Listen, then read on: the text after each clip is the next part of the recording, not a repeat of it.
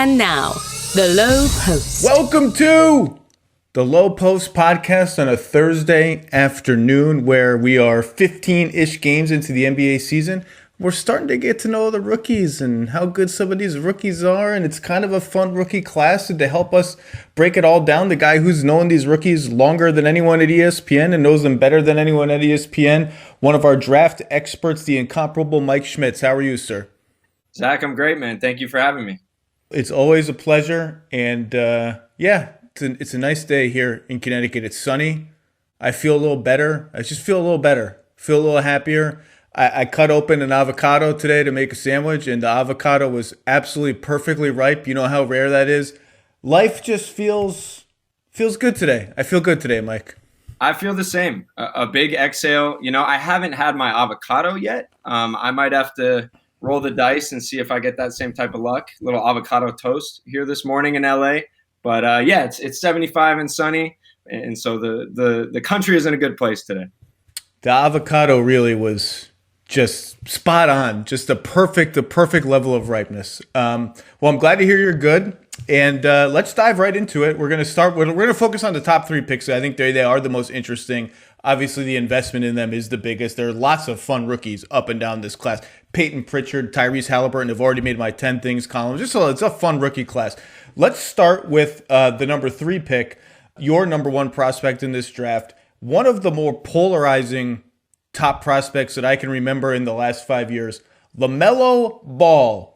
12 points, 7 rebounds, 6 assists a game, 40% shooting overall, 33 from deep, 45% on twos. A little bit of a slump lately. The on-off numbers have dipped unfavorably to him. The Hornets are -5 with him on the floor and +5 with him off the floor. But I think overall, it's very clear that he has exceeded most expectations already. Certainly, the criticisms of his game, the concerns have not borne out. And the concerns were, number one, the intel in the interviews was so bad. Like, is this kid just mentally not ready to play in the NBA? And number two, and I'd be most interested to start here. I mean, I didn't watch him hardly at all, other than some passing highlights and all that. I mean, I read some stuff about his defense that, look, a lot of rookies are bad at defense, right? And you said he was not good at defense. But the more extreme version of that analysis was he's not only not good at defense, he's not trying, he's not competing. There's concern that he's just going to be almost like toxic in the NBA or something for your competitive culture. That hasn't borne out at all. Like, he's not a great defensive player. He's probably not even a good one. He makes a lot of mistakes, but he's absolutely competing. Start there. Has that surprised you at all?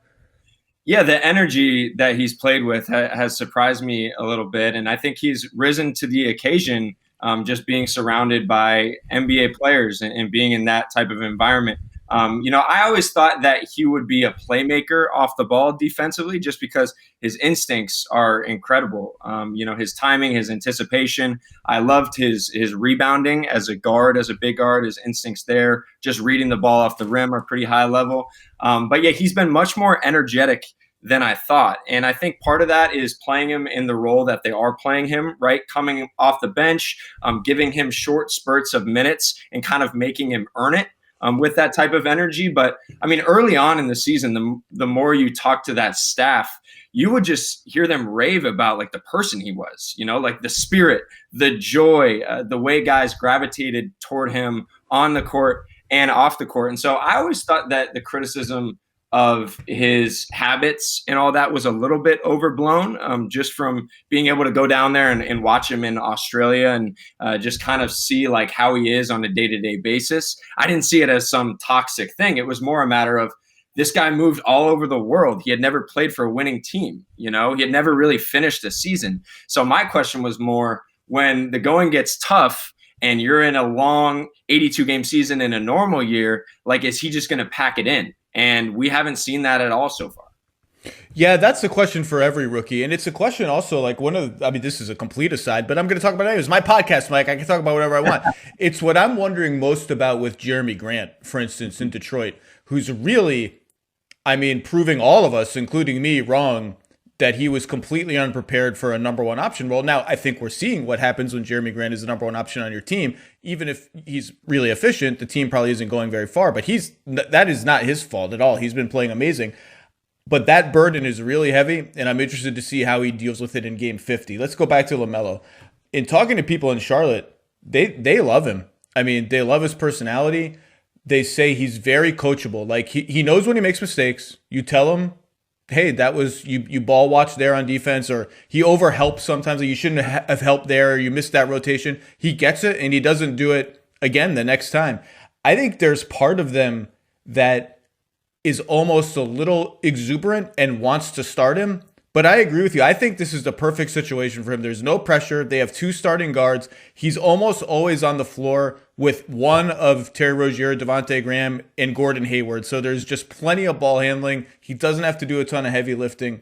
I think so far this is a great success story. So aside from the defense, what has surprised you, good or bad, about his first 15 games in the NBA? Yeah, what surprised me the most is just how he's fit in offensively. You know, I kind of described him as a 6'7" Trae Young in a sense, like not that level of a shooter, obviously, but someone that you kind of had to hand the keys to get the best out of him. I thought that was going to be important for him, to really show some of the passing genius and those things that we saw in the past. But I mean, he's shooting it well off the catch.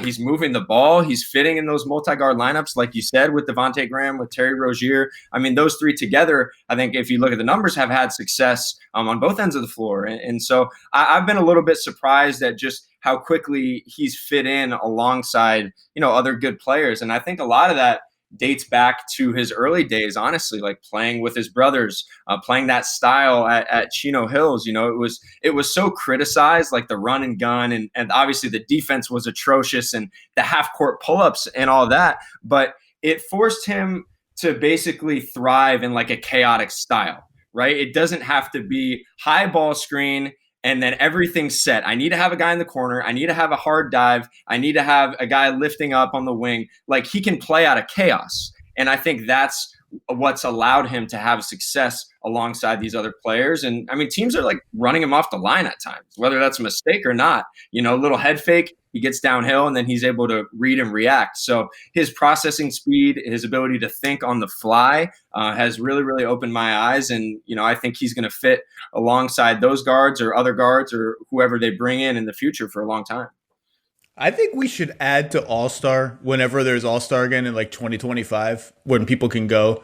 We should add a weird shot release 3-point shooting contest. So like Tyrese Halliburton can be in it. LaMelo can be in it. Lonzo can be in it. We can bring Kevin Martin out of retirement to be in it. I think that because the release doesn't look great, but it's going in, and I mean 33% isn't great, but for what you expected and for a rookie, that's a really good start. You mentioned the three guard lineup with Graham, Rozier, and LaMelo. They are plus 17 points per 100 possessions in 51 minutes. Obviously a small sample size, but it is encouraging. And Mike, I'm going to reveal to you that I have a problem. Mentally, I have a lot of problems. So can I tell you one thing I like about that lineup? Yes, I'd love to hear it. LaMelo Ball wears number 2. Terry Rozier wears number 3, and Devontae Graham wears number 4. And when they all stand next to each other, it's like I'm looking at the 27 Yankees or something. Like they've put now. If you put Miles Bridges on, Miles Bridges is 0. So we are one number. Is Malik Monk still number 1? Wait a second. Wasn't Malik Monk number 1? They have to play the 0 through 4 lineup. That has if James Borrego, I'm telling you right now, if he doesn't roll out, I'm just double checking that Malik Monk is still number 1 because let me see. He is number 1. Okay. If James Borrego does not play that lineup at some point this season, I am going to call for his dismissal on this podcast. The warning is out. I have a lot of problems. No, the pleasures you get out of the simple things between that and the avocado, very, very impressive. So, the passing has been as advertised, right? Like he had in a game I was watching the other day, he got a rebound and threw a literally 90-foot, almost baseline to baseline baseball pass to Gordon Hayward, who caught it and made a lefty little fadeaway jumper. He sees the floor. He sees he's passing from 2 steps ahead. He's got all that. My question to you, this is the most interesting LaMelo Ball question for me.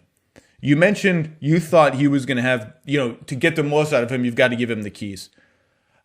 That's what I'm most curious about is in 4 years, 3 years, what does that look like? And can he become a dangerous enough scorer with the ball where he can take on that kind of role that we've seen some of these superstar ball handlers take on? Is I'm the number one option as a scorer and a passer, or is he more like going to be sort of like a Jason Kidd kind of player or somewhere in between? It's so early. I have no idea what that looks like. I will say his first step's a little better than I thought it would be. Like he can get by people. It doesn't always look great. It's a little herky-jerky, but he gets by people. I just don't – I'm having trouble envisioning what that looks like. What do you see? Yeah, the question has always been, can he score efficiently enough in the half court, especially if you switch a big onto him? Like, is his pull-up falling enough to where he can play off of that and then get by you? I think he's really going to have to improve that, obviously, to kind of set the table for the rest of his game. But also his finishing has not been good. Just with handling contact, he has this tendency to like almost always go to his left hand, like even in a finishing situation where like he can clearly just extend with his right and use that length that he has. He's not like this physical driver, get into your body, like shake you in one-on-one situations. There's been some ugly isolation possessions that he's had kind of in late clock situations. So I think that's going to be a learning process for him. But with that type of range and that type of handle, like you mentioned, the first step, he can play off of those hesitations and get by you and turn the corner. And he was honestly, like, he was really a scorer when he was young. Like, this passing is kind of new. Like, when he was playing with Lonzo on the, not to keep, hitting those teams when he was like 14 and 15, but when he was on those teams, he was like a long range sniper bucket getter. Like, that was his style of play. Obviously he scored the 100 points in the one game, which was kind of nonsense. But and then it wasn't really until like his junior year that I started seeing the passing genius.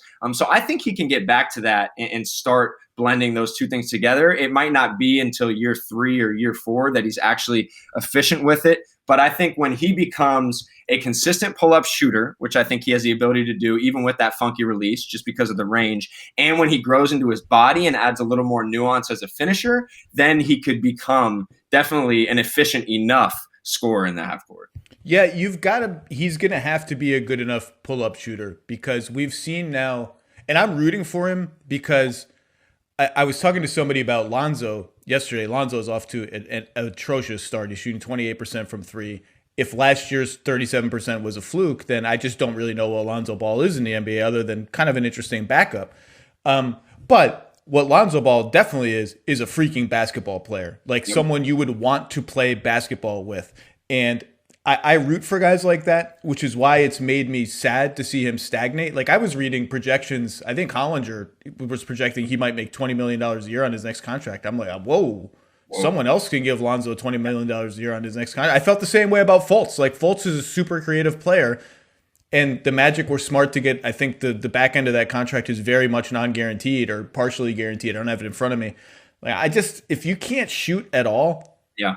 I just am not, and that it hurts me because Fultz is a super crafty player. Lonzo, like I said, you'd want to play with Lonzo. Rubio to me is the ultimate example. Like, boy, do I want Ricky Rubio to be really good. And you know what? A lot of his on-off numbers have painted him as really good, but there's a reason he just gets sort of passed around the league. There just is a ceiling on how you can be as a player if your jump shot is not reliable.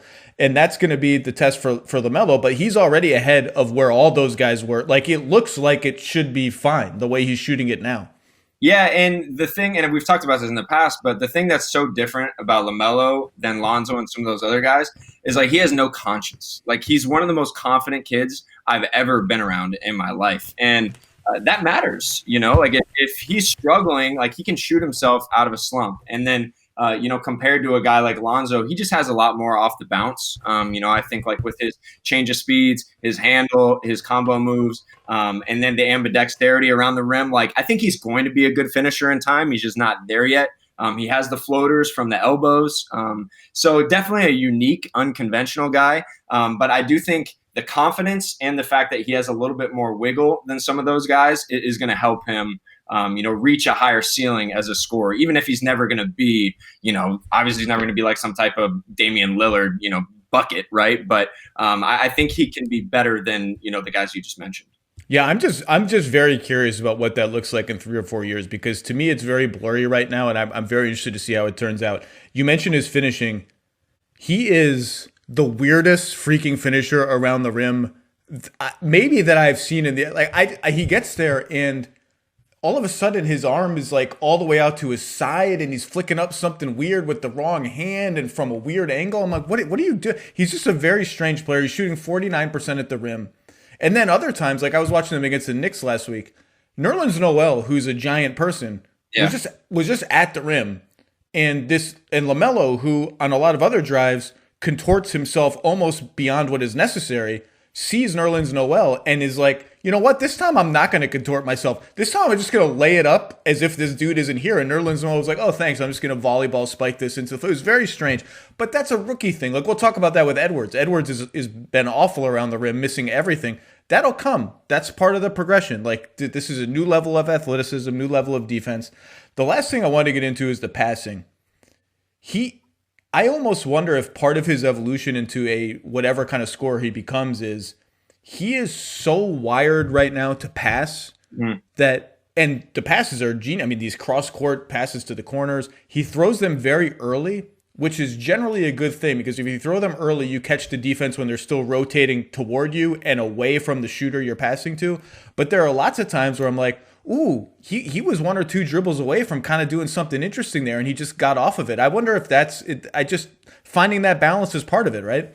Yeah, I think finding the balance and then, continuing to like play off of his passing too, I think will open up scoring opportunities. Like we've seen how good he is in that pick and pop with PJ Washington. I mean, his ability to throw those passes, whether they're behind the backs or like backhand flips to PJ in stride, it's really hard for that kind of dropped big to recover in time, right? And so if he's able to play off of that and just give a hesitation, they're biting on the pick and pop and then get downhill, I think that's going to open up more scoring opportunities just because his ability to pass off the dribble is really, really high level, man. Like with either hand, every single read that you could imagine.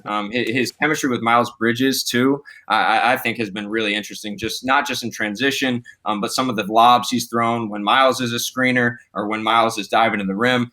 So hopefully some of that passing can kind of open up scoring opportunities. But I mean, overall, man, like just such an unconventional player. Like you're almost watching some of the things he does off the ball. Like it's like, no, just stay spaced to the corner. And he's like drifting to the dunker spot. And then like, he's kind of screwing up their transition defense sometimes because he's like jamming the ball handler and going for steals. He just goes rogue half the time. But so I imagine it'd be an interesting player to coach. But just those type of instincts, like in my experience doing this, you really just don't see that from a kid his age. Yeah, I'm very excited for the whole LaMelo Ball experience. I'm enjoying the whole thing. Yeah, Miles Bridges, by the way, that dude is out to murder people at the basket. I mean, just straight up, you're dead and you're never coming back to life. It's almost unnerving how violent his dunks are. I love he's in my 10 things column this week. I love everything about it. No matter how sure you think you are, in a game of basketball, anything can happen. Upsets, comebacks, buzzer beaters. There's no such thing as certainty until the final whistle blows. Remember, just last season, the Denver Nuggets came back from 2 separate 3-1 deficits, including against the heavily favored Clippers, who completely collapsed. There's been a lot of recent surprises already in the NBA. Luka Doncic got off to a little bit of a slow start. The Heat are 5-7 after making the finals. You never know what to make of anything until the end. The game of basketball is no stranger to surprisingly great outcomes. The same can be said when it comes to shopping for insurance. With State Farm, you get the personalized service of a local agent for a surprisingly great rate. Like a good neighbor, State Farm is there. The return we have all been waiting for is finally here. One of the sport's most notorious icons is stepping in the octagon this Saturday. DraftKings, the official daily fantasy partner of the UFC, is giving you a free shot at huge cash prizes. For this weekend's fight, DraftKings is offering new players a free shot at millions of dollars in total prizes with their first deposit. If you haven't tried it yet, Fantasy MMA is easy to play. Just pick 6 fighters, stay under the salary cap, pile up points for advances, lowdowns, and more. There's no better way to put your MMA knowledge to the test than to compete for a shot at millions of dollars in total prizes. Plus, don't forget about football playoffs. where DraftKings has even more money up for grabs this weekend. DraftKings is safe, secure, reliable, so you can deposit and withdraw your funds at your convenience. Download the DraftKings app now and use promo code LOWE, L-O-W-E, my last name, to get a free shot at millions of dollars in total prizes throughout the weekend. That's promo code LOWE to get a free shot at millions of dollars in total prizes only at DraftKings. Minimum $5 deposit. Eligibility restrictions apply. So use DraftKings.com for details. Let's move on to the number 2 pick in the draft, James Wiseman, Golden State Warriors starting center.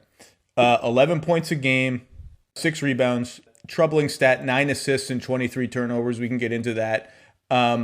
Rebounded last night, had 20 points and 4 assists. So he was 5 assists and 23 turnovers before last night. I've seen some people a little disappointed in Wiseman early on. Certainly there have been calls from the Twitter coacherati for Steve Kerr to change his starting 5, not take out Wiseman, but take out one of the wings probably. I have to say, to me, James Wiseman is right on schedule. Like and we can talk about why and how on both ends of the floor. I see nothing. He's shooting 50% from the floor, 40% on 3. Now that's only on 15 attempts. He's 6 of 15. 62% at the line, I think is a little troubling. Certainly the Warriors have noticed that and said, we need to get that a little better. But I don't defenses, we can talk about it, but I think James Wiseman is right on schedule. And if you redrafted today, redrafting today is stupid. It's been 15 games. Like, talk to me in a year. But I think Wiseman and Ball in some order probably go 1 and 2. I'm bullish on James Wiseman after 15 games. What have you seen that has surprised you either direction, good or bad? Yeah, he's been ahead of schedule by what I expected. I just thought that such a long layoff, such a short college career, obviously, and then somebody who in the past has had his struggles with reading the game quickly, which is still something that he needs to improve greatly.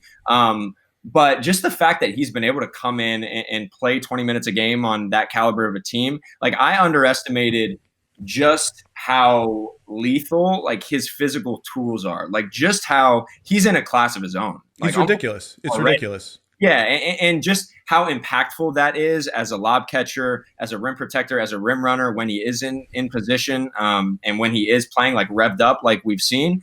So he's been much better than I anticipated, to be honest. And with James, the thought was always, and the Memphis coaches would tell you this, they would always say, if he goes to Golden State, he's going to be awesome. If he goes somewhere else where the culture is not great, he doesn't have great vets around him, then he's really going to struggle. And you've seen the moments where he's down on himself, right? And he's hanging his head and he's frustrated and he's fouling like crazy. And when you have Draymond Green to kind of pull you to the side and talk through some of those things in games and practices, whatever, hopefully he's not just doing that when he's mic'd up, but he has that to lean on, right?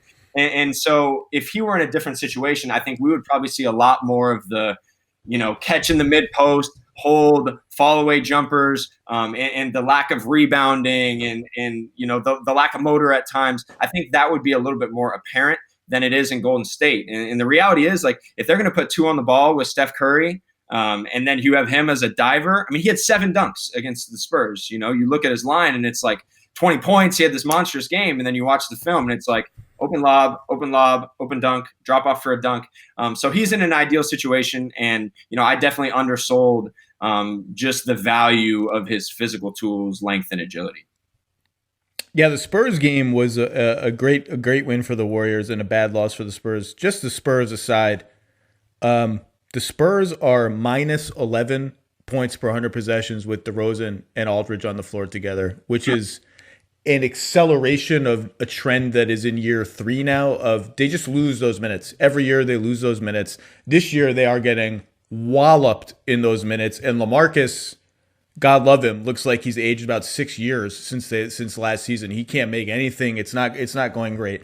So the interesting thing about Wiseman, you talk about Draymond, it's very clear even from their public comments, the Warriors culture bearers, Steph, Draymond, and Steve Kerr, are going out of their way to talk about how they are putting their arms around James Wiseman, how he's and you hear their TV announcers who are basically part of the team, he's going to be the starting center for the next 10 years, the blah, blah, blah. And it's a sign of a healthy organizational culture. It's a sign that Steph and Draymond are thinking beyond their time, even in Golden State. Now, they're also thinking, if we want to win the title at any point in the game, we're probably going to need this dude to get good fast. But they have the long view in mind with him. And that's really interesting. And it's awesome that they're saying that. And I think right now, absolutely, the plan is for James Wiseman to be a Warrior for life. I do think the Warriors are going to have to ask themselves, as they see Clay rehab from the second devastating injury in 2 years, are we a title contender next year with Steph, Draymond, Klay Thompson, James Wiseman, and this supporting cast? It's a hard question. I think it's too early to answer that question. I think the early returns are frankly kind of encouraging in that regard, but it is an interesting long-term question. But yeah, they clearly care about this guy. And to me, what's been most, the way he's struggled has been very rookie-y, exactly the ways you'd expect for a rookie. Like, he has these defensive sequences where you can tell he's like, holy, these dudes are good. Like Dennis Schroeder hit a step back three against him, where he actually did okay and switched and like kind of contested it, and Dennis just nailed it in his face. And you could see Wiseman being like, whoa, these NBA guys. Jamal Murray caught him with a hesitation dribble, and you could just see again, like, he's digesting, all right, these guards are really, really freaking good. But if you look at him what have you seen from him defensively so far? Yeah, I think in pick and roll is where he's struggled a little bit. He has the ability when the game slows down for him and he's feeling good about himself on both ends. Like, I think he's a real factor just because of how much ground he covers. But he's fouling a ton. That's been an issue for him in the past. Six fouls per 36 minutes. Yeah, not great. And so that's obviously an area where he's going to have to clean things up. He can step out a little bit, but I think he's had a little bit more trouble there than I expected. And then at the rim, if he sees it right in front of him, right, if like Draymond steps over to help and kind of is in position, then he can just kind of load from the weak side and like volleyball spike it off the glass. That's when you see his rim protection the most, I think. But when it's like really quick, or when he's in these drops and he's got to play that cat and mouse game and like bluff and recover and those little things, I think is where he's still learning. I'm just interested to see, like, what is he going to become, right? Because he has all these little encouraging things, like the shooting. Is he going to be like a hard diver and a pop guy? Is he going to be like, then we see the ball handling in certain situations. Okay, is he going to be a guy who can, like, is it actually pushing in transition, or is it just like faking a DHO here and there and then getting downhill to finish? And then the passing, he finally had a pretty nice read yesterday against the Spurs on a backdoor pass. I think he finished with 4 assists. Okay, is that going to evolve? Because by my view, you look at the best bigs in the NBA, right? You have your run and jump guys, your Capella, Jared Allen, Mitchell Robinson, these type of guys. But then the best bigs in the NBA can kind of create their own and facilitate, right? Whether it's Jokic, AD, Giannis, Karl Towns, Embiid, whatever. So is he going to become like some just super elite DeAndre Jordan? Like, for them, is that what he's going to be, who can move better and has a little more skill? Or is he going to be one of those type of guys? Like, that's what I'm interested to see as he continues to progress. Well, that's what makes young big men so interesting. I've talked a lot about that with regard to DeAndre Ayton, who can kind of do a lot of everything, and it's going to be up to him and the Suns. And to some degree, it depends who's on the court with you, right? Like, James Wiseman is in a very unique position where he got drafted by a team that, when it's healthy, thinks it can contend for the title. So when Steph's on the floor with you, your role is going to be one thing. When Steph is off the floor, your role might turn into more like that facilitator, creator role. But it is interesting with these big men, sort of which direction they get nudged into. And I think right now the answer, like, I know the Warriors have ambitions for him that are bigger than good DeAndre Jordan. Okay. Yeah. I think shooting threes is going to be part of his game. Working off the dribble is going to be part of his game. And defensively, you're right that he's had, for sure, moments and stretches of confusion and struggle. But again, to me, they are happening in ways that are exactly how you would expect them to happen. They are not alarming to me at all. In fact, I see just as many possessions where he gets low in a stance against the pick and roll and effectively guards two guys at once, deters the ball handler, doesn't lose track of the roller behind him, and he's had some closeouts on shooting bigs where he gets back to them and keeps on balance. They can't blow by him off the dribble. Now he's also had he was super late getting back to Miles Turner a couple times when he should have been much earlier. That's personnel. That's feeling it all out. Those are the mistakes that's going to happen. He's definitely let some offensive rebounds go because he chases blocks that he has no chance to get, which, a lot of big men who are sort of empty calories guys do that.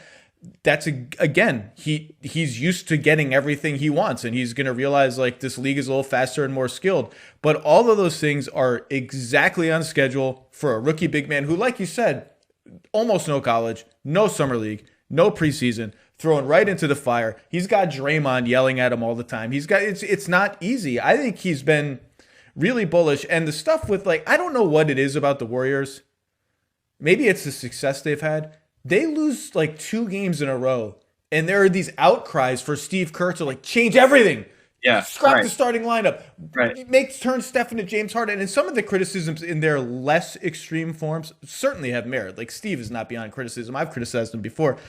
But he's pushed back, particularly with this starting 5 of Oubre, Wiggins, Steph, Draymond, and Wiseman, and said, we're going to give it time. We're going to give it time. I like it. I like the length. I like the defense. And you know what? I don't really have a huge problem with that. Yeah, is it possible they need to put Bazemore in or Damian Lee in for more shooting? Yeah, it's possible. But Kelly Oubre's starting to make some shots. Andrew Wiggins has made a leap on defense. He's blocking shots. He's shooting it okay. Draymond's getting back into the flow. Wiseman's a rookie. You've bought yourself some wins. They're over 500. You've bought yourself some time. I don't mind being a little patient and seeing how it works. I just, there's something about the Warriors where everyone wants to change everything all the time. So I want to see what it's going to look like when they're, and this is maybe not even this year, right? This is maybe down the road, but, Steve Kerr in the past has liked to go small, right? Eric Paschall has had a lot of success, this season. And you can feel the moments when James is struggling, where it's okay, Kevon Looney, or the thought is, let's go small. Let's get a guy who can transfer the ball side to side. And I'm just curious, what the leash is going to be like late in games when it matters against really good teams, right? Is it back to, okay, who we're playing small, or we really trust James now? He's gotten to this point where he's erasing shots at the rim. He is our center of the future, and we're going to roll with him regardless against, playoff teams. And again, that's probably not a question that we have answered this year. But I'm just interested to see stylistically how much they'll commit to him being himself late in games, if you know what I'm saying. You can also see to that point, people want power from James Wiseman, right? They want power. They have all these jumpers. Everyone sounds like Shaq talking about James Wiseman. Why is he taking all these jumpers? Get down in the post, blah, blah, blah. The jumpers are fine. There are a lot of possessions where he catches the ball in the floater range and he's got an alley. He's got an alley to just get, and he doesn't even need to dribble. Just get up and jump toward the rim. You're going to get fouled or you're going to dunk or both. And he takes floaters. And again, that's going to have to be coached out of him. That's going to have to be learned out of him. But I think he'll get there. The other thing I wonder what you saw of him in high school and stuff. He sets real picks. He varies up between slipping out of picks, which is what every big man wants to do, is just slip for dunks. He'll hit you if the situation calls for it, if his coaches tell him to. I like the variety in his screen setting. Yeah, that's new. That really wasn't him as much in high school. And I think the brief time he was at Memphis, Cody Toppert, who worked in the NBA for a long time, has had a lot of success. He is very big on screening angles and the importance of that, especially with their bigs. And I think James has really added that to his game from what I saw at the high school level. And that's kind of what surprised me most with him, is he wasn't really some dominant AAU player either. He was never someone to just go kill. You saw the glimpses and you saw the physical tools, the way he moved, the touch was always eye-opening. But there weren't always that many games where it's oh, well, classic James Wiseman, he just had 30 and 20 and 8 blocks in a big win. It was always you just wanted a little more. And even at USA basketball camps, there was a level of toughness that wasn't always there, frankly. It was if Isaiah Stewart, frankly kicked his ass one day, then the next day he was in sweats, and so there wasn't. Ooh. Is that a thing that happened? Yeah, I mean, from what I saw, that battle goes deep. Those two, James Wiseman and Isaiah Stewart had their moments. I mean, at the AAU level, USA Basketball, McDonald's All-American, they go at it. So that's something to keep an eye on as we get deeper into their NBA. That's a nice contrast in styles. Like Wiseman is ultra athletic and ultra skilled, and Isaiah Stewart is okay athletic and okay skilled, but wants to kill you and will fight 5 people to get a loose ball and wants to rebound everything. I like Isaiah Stewart already. He's just running into people, getting rebounds, being mean. That's a nice. Now I'm excited. Have they played yet? I don't think they've played yet, have they? They played early in the year. And they did? And I think Isaiah had some moments. So, yeah, he's one of the hardest playing bigs I've ever seen. Not to get too off base, but no, he's a rookie. We can talk about rookies. Yeah, I'm a fan. Just his offensive rebounding, his physicality. He had some nice moments even yesterday, I think, against the Hawks. Sent one of Onyeka Okongwu's shots. So who's still working his way back. I was excited to get my one of our first extended glimpses at Okongwu, and it was interesting when they played him with Collins, when they were at the 4 and the 5. Okongwu was strictly the 5, both ends of the floor. He was guarding 5s. He was playing the 5 on offense. They clearly, even in that alignment where size-wise it's not clear who should be the 4 or the 5, they envision him as a 5, and they envision Collins as a 4. And I think in that whole game, I watched that whole game, which was not the most attractive game of basketball I've ever seen. I don't think John Collins played 1 second of center in that game. Maybe a situational possession, but I think they played him at the 4 almost the whole game, which is quite interesting. And I thought he would split his minutes a little more. I mean, look, when Capella's getting 5,000 rebounds and playing out of his mind, maybe there's just, not a lot of time at the 5. Yeah, I'm interested to see how he develops. Obviously he's someone we were pretty loud and proud about, thinking that he had potentially a brighter future than James Wiseman. And obviously James has, like you said, been incredible for redrafting now. Maybe he is a top 2 pick. But never want to write guys off too quickly. So I'll have my eye on that as they continue to develop. Yeah, it's very early for Okongwu, and you can see defensively right away the feel he has and what he's going to bring to the table.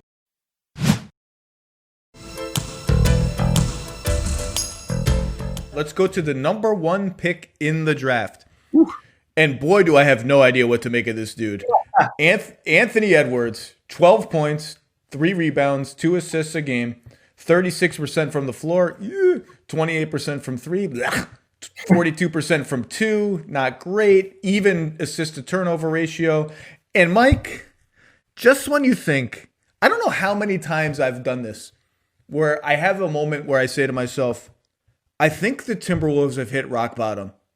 Just when you think they've hit rock bottom, they blow a huge lead against an Orlando Magic team that is literally almost out of guards. They almost don't have any point guards left on the team. And they blow the whole thing. Jared Vanderbilt, who, God bless Jared Vanderbilt, he's so energetic. I love watching him play. Misses a couple free throws. Cole Anthony comes down, buzzer beater at home, and it's just when you think that I just can't imagine how miserable it is there right now. But Anthony Edwards, not on the floor in crunch time again last night against the Magic. There have been calls certainly for him to play more. I have not been particularly upset about his playing time either way. It is a little distressing, and obviously there have been mitigating circumstances galore for this, but he's only played 21 minutes all season with both Russell and Towns on the floor, which even given Cat's absence due to injury and now COVID, please get well, Cat, best to your family. I would like to see him play more with the other quote-unquote cornerstone guys. I'm not sure. I'm not really going to call D'Angelo Russell a cornerstone guy, but they are. I mean, remember Gerson Rosa said, people wanted us to get a point guard. Well, we wanted this point guard. Okay, well, you got him now. What do we make of Anthony Edwards a month into his NBA life?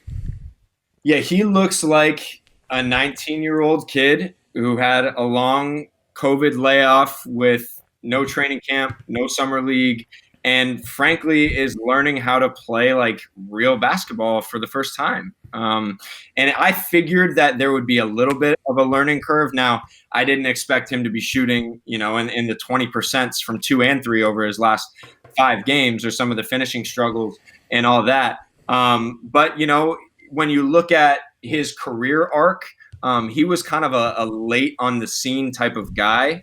and had really never been coached at a high level until his freshman season at Georgia. Like, so he's still very much learning how to like fit alongside other good players. But to your point about playing with the starters, like I would be interested to see him in that role, just because if you look at his catch and shoot, it's a small sample again. And like, he's not always shot ready and he needs to move better off the ball, but he hasn't been that bad in those situations. And sometimes if you empower him to like, just here's the ball on this bench unit, you're just like a bucket, go do your thing, then you're going to get a lot of those like contested long twos early in the clock. So I'm interested to see when he is eventually, hopefully, asked to play more alongside those two guys, is that going to force him to like become a guy who plays more efficient basketball? So that's something I'm watching with him.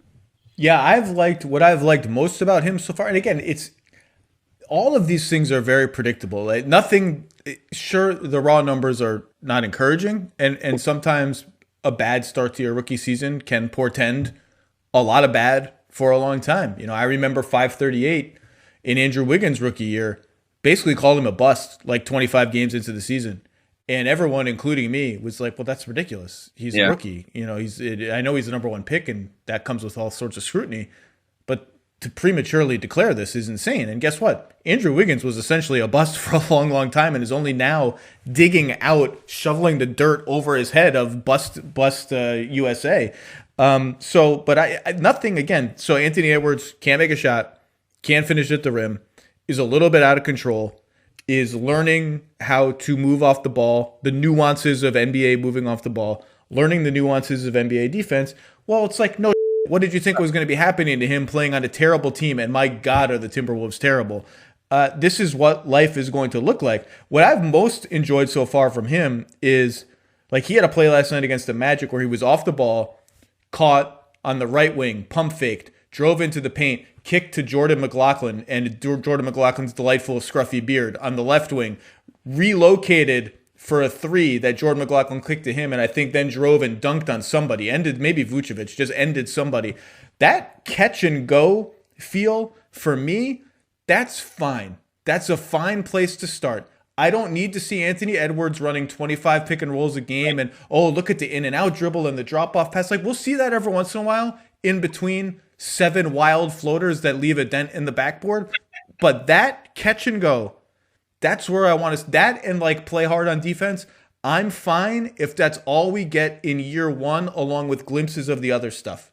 Yeah, that's why I want to see him alongside some of those other guys. I think if you put him in this bench bucket getting role, you're kind of empowering him to do some of the things that turn scouts off during his time at Georgia, but he's getting to the rim. I mean, getting there is not a problem. Like when he wants to, he's just really struggling with those little bunnies, those touch shots. Like you said, he had a couple bowling balls off the backboard that you hate to see from a guard, but like his explosiveness, his first step, his physicality, he's just not making shots. And what's been interesting to me, and obviously we're talking in silver linings here, because if you just look at it, like his rookie year has not been good, but the passing potential that he shows you at times, whether it is the play that you just talked about, or, you know, in ball screens, like he's shown the ability to hit the corner with his left hand or probe and, you know, hit the big rolling. And it's there in there somewhere.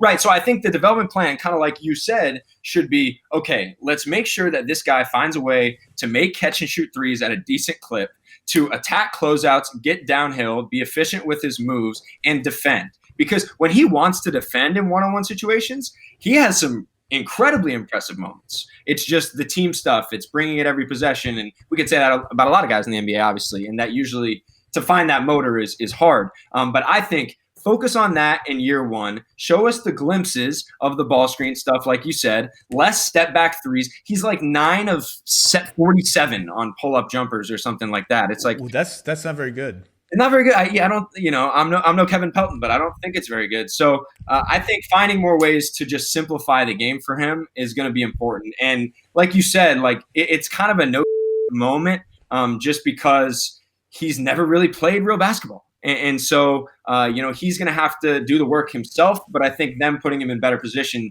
to utilize his strengths, I'd like to see that also.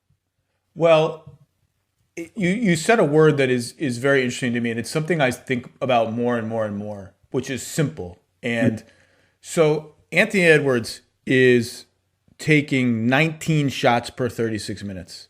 Yeah. That's a fancy math way of saying Anthony Edwards is a little bit of a chucker. Okay. Yeah. So stop chucking. Like he came in, he took 6 jump shots in like a minute and a half, it seemed like last night.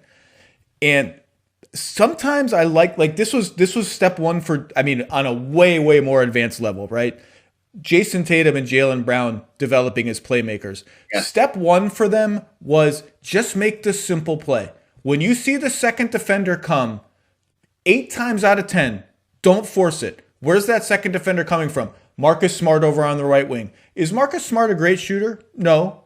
Kick him the ball. He'll do something with all that open space that you've given him. Just basketball becomes so much easier when you start to make the simple play every time. So with Anthony Edwards, when he's made the simple play, okay, 2 guys are on me. There's Naz Reid open for 3. Just make that play and life gets easier, not only for Naz Reid, maybe Naz Reid attacks a closeout and gives you the ball back with a head start to get a pump. And it's just making this. Now, when you get good enough like Jason Tatum and Jaylen Brown are, you don't have to make the simple play every time because you're so freaking good. You can make the hard play and get to the rim and get fouled. But just start off with just the simple. I was talking a lot to Brandon Ingram about this. Just make Lonzo's not a good shooter. Eric Bledsoe's not a good shooter. Well, when I get into the paint and there are 4 dudes around me, the right thing for me to do is still just kick the ball out. And you know what? Lonzo's going to drive and kick to the next guy or whatever. And that's what I'd like to see more of that from Edward. Just make this easy pass.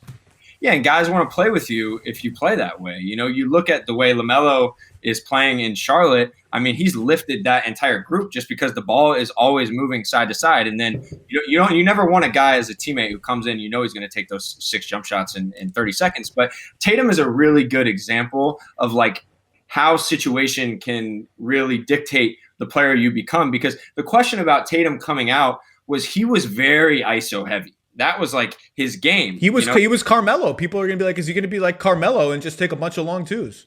100%. It was like catch, hold, jab, mid-post ISO, and he was incredible at it. Like his game was so smooth, but like he was this mid-range ISO killer. And then he gets to Boston and has to fit in alongside these other really good pieces, and then he becomes like a very respectable catch and shoot guy. He learns how to play off of closeouts. He learns how to impact winning alongside other good players, and he got so good at that. Then it's like, okay, now you're our star. And now you can go back to some of those things that made you so elite as a young player. And also you have the ability to play off the ball and have a major impact. So it was kind of a perfect storm for a guy like that. And that's why, I would hope that Edwards can learn those other things first. Otherwise, it's just still going to be a lot of pull-up jumpers and us just wanting him to do more getting to the rim. I'm also anxious for the game. And it's interesting with these young guys, it's coming, right? Teams are like, we're just going to do our normal defense. There's going to be a game or 5 games where teams start being like, you know what? We're going 10 feet under every pick on you. We're going 5 feet under every pick. When you get a big switched onto you, we're going to hang at the foul line and dare you to shoot. And I think that's going to happen to LaMelo too. And I'm interested to see how they respond to that kind of defense and those kind of challenges. By the way, you know who the best rookie on the floor for the Wolves was last night? Jaden McDaniels. Boy, look, Jaden McDaniels has played. I don't want to get too excited. He's played 76 minutes. Okay, I've been overexcited about some young players in my years doing this that don't pan out. I get a little too excited. I kind of like Jaden McDaniels. Tell me about. He was the 28th pick, I think. Tell me about Jaden McDaniels because I like him. He's blocking shots. He's hitting threes. He's all over the place. I'm in. I'm all in. I'm now exuberant. I'm all in. So Jaden McDaniels was on my list here of guys to talk about who weren't in the top 3. He was number 1 on our board at one point. I don't remember. Wait, what? Yeah, there was a point in time when Jaden McDaniels was number 1 on our mock draft. He had this like meteoric rise. He was basically, obviously he's Jalen McDaniels' younger brother, right? And that's kind of who he was. Here's this skinny, lanky kid who's Jalen's little brother. He's got a little bit of talent. Let's see what he can do. And then he had this monster EYBL session. I think I saw him in Indianapolis or something like that. And I was like, holy shit. Like this kid reminds you, you think of Brandon Ingram or Jonathan Isaac or any of those skinny, rangy wings you want to throw out. And it all came a little too fast. Like, he jumped up to being this top 10 recruit. We put him at number 1. He doesn't get invited to the Nike Hoop Summit game where all the scouts are there. And then he comes as a practice squad player because he's local and really struggles against the Hoop Summit guys, and then goes to Washington. They're horrible. He had some technical issues. He's fouling a ton. He's turning it over. But the glimpses you saw were like that of an NBA All-Star, just as a 6'10 wing who can handle, who can shoot, who can move, who shows you those glimpses of toughness as a shot blocker. I saw him put on one of the best one-on-one workouts I've ever seen in Santa Barbara, and you never want to put too much stock in the one-on-one workout. No, what you're going to tell me right now, I'm putting all the stock into. All my stock is based on what you're about to say. I'm just telling you, I'm looking at this guy, 6'10", rangy, handles it. I think he knocked down like 17 or 18 wing threes in a row, just completely effortless. And I'm just like, how? There's no way in the world that this guy is not at least an NBA starter eventually. Now, he wasn't the most consistent guy, and he struggled to make decisions, and he struggled with the motor consistency and all that. But the talent is insane, and when you're on an open NBA court and you have those abilities, I think eventually the talent is going to shine through, and that's what we saw last night. Whew. I need a second here. I mean, so what you're saying is like 8-time All-Star, 10-time All-Star. What are we talking about here? I'm very excited about I think I got myself back into Jaden McDaniels as the number 1 or former number 1 pick. These brothers need to have these brothers who look alike need to have more dissimilar names. Yeah, and the Martin twins in Charlotte get a different hairdo. You can't have jersey numbers that are one off from another. Like Caleb is 10 and Cody is 11. Yeah. You got to be able to differentiate. I have to pause the game and be like, which Martin twin is in the game? Okay, the floor is yours. Let's pick another under the radar rookie that you want to talk about for a few minutes. So, I mean, we've talked about Peyton Pritchard a ton. Those guards that are having an impact on really good teams. Peyton Pritchard, Tyrese Maxey, and Philly. We were high on them going into the draft, so it's not a major shock. But I want to give some love to the Memphis Grizzlies for what they did with Desmond Bane and Xavier Tillman. Xavier Tillman, I know they're injured and they're banged up, but he looks like a complete steal. A guy that you take in the 30s who was Big Ten Defensive Player of the Year. Who's smart, who's competitive, who can really, really handle and pass, and is like a plug and play type of dude. And then you get a 6'6" guy like Bane who can really shoot it, who's an underrated passer. And those are contributing pieces to a team that, is hoping to be a playoff team. So I give them a lot of credit. They continue to, turn these kind of 20s, 30s picks into rotation guys. Obviously what they did with Brandon Clark. Then you look at Ja, but even like John Conchar, like outside he can play outside the box, names like that. So they've done a really good job. And, just watching Tillman these last few games, I mean, he's been double figure scoring, I think the last 3 games. And he's really proving himself as at the very least a rotational guy when they get fully healthy.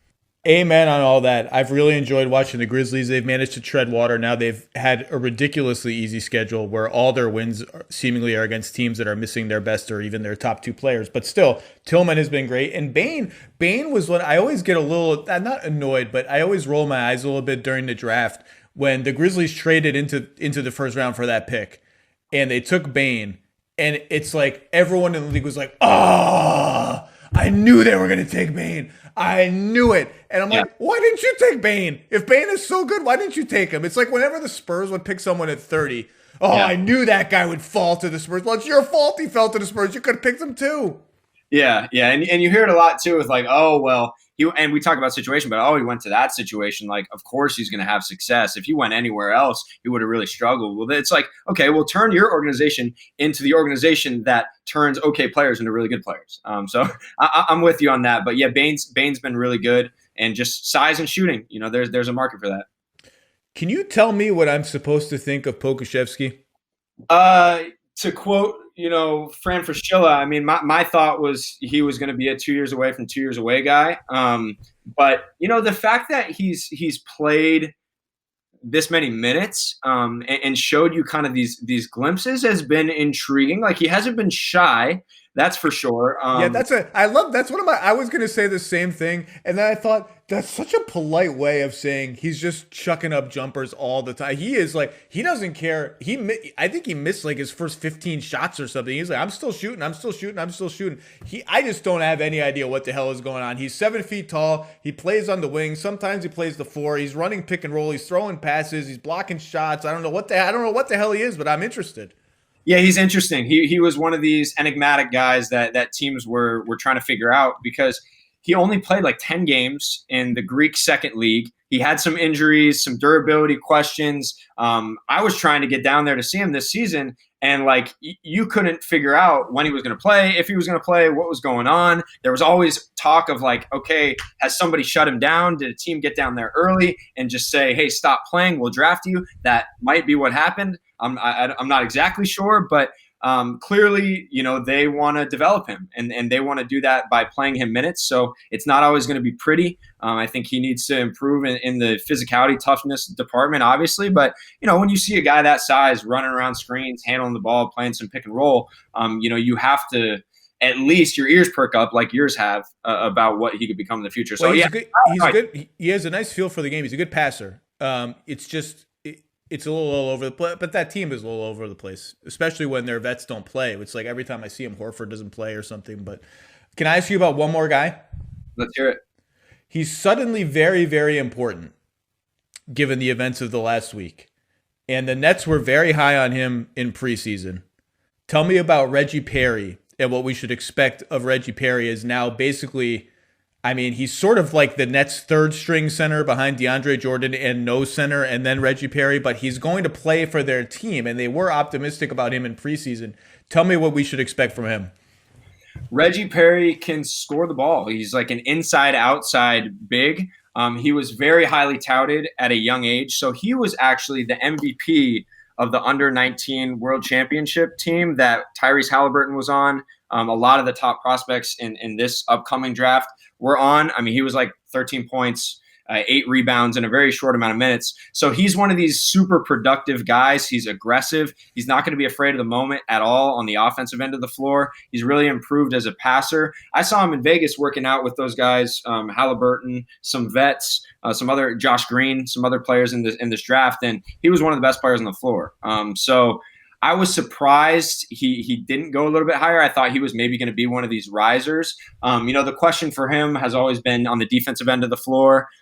Sometimes body language stuff with him, just always being tuned in. But in terms of an NBA body, a guy who can step out, shoot a 3, play out of handoffs, handle a little bit, beat a mismatch in the post, beat a switch in the post, I think he's interesting. I kind of like him. I think he was a nice value add for them. I love it. All right, Mr. Schmitz, there's just very few people in the world who are as deep in their expertise as you are. So thanks for coming on and lending us some time on these rookies. Maybe we'll do another check-in 40 games or 50 games into the season and see how these guys are doing. But be safe out there. Appreciate your time. Thanks, Zach. Appreciate it, man.